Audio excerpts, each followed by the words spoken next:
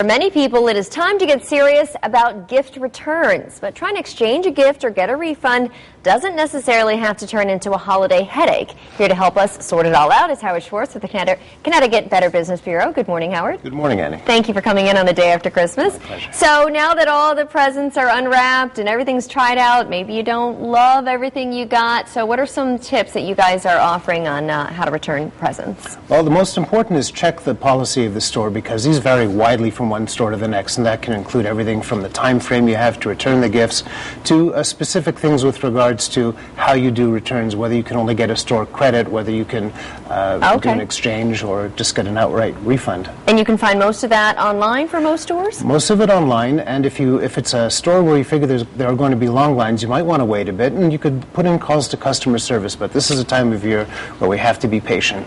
Okay, so you don't want to wait too long. What is generally, do you recommend the outside time? I mean, 6 weeks, 2 months, is that too long? Well, 30 days would be very typical for a store, but that's again something you'll want to check online.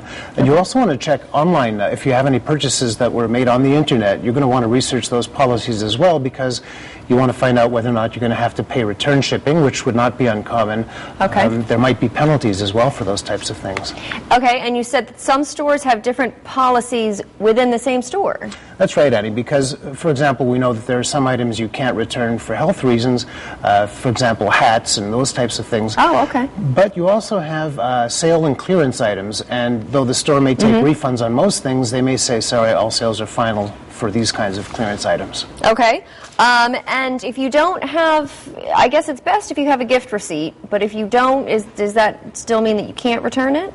Well, in most cases, they demand a receipt, but if it's a store that you're familiar with and they know you might get a break, and because you have a bit of a time frame, you might want to go to the people who gave you the gift, though it might be awkward, and say, can I have a proof of purchase, whether it's a credit card bill or a receipt of some other type. So that's definitely an important part of it. And if you've opened the gift, obviously, if you've taken it out, played with it, or something like that, you can still return it?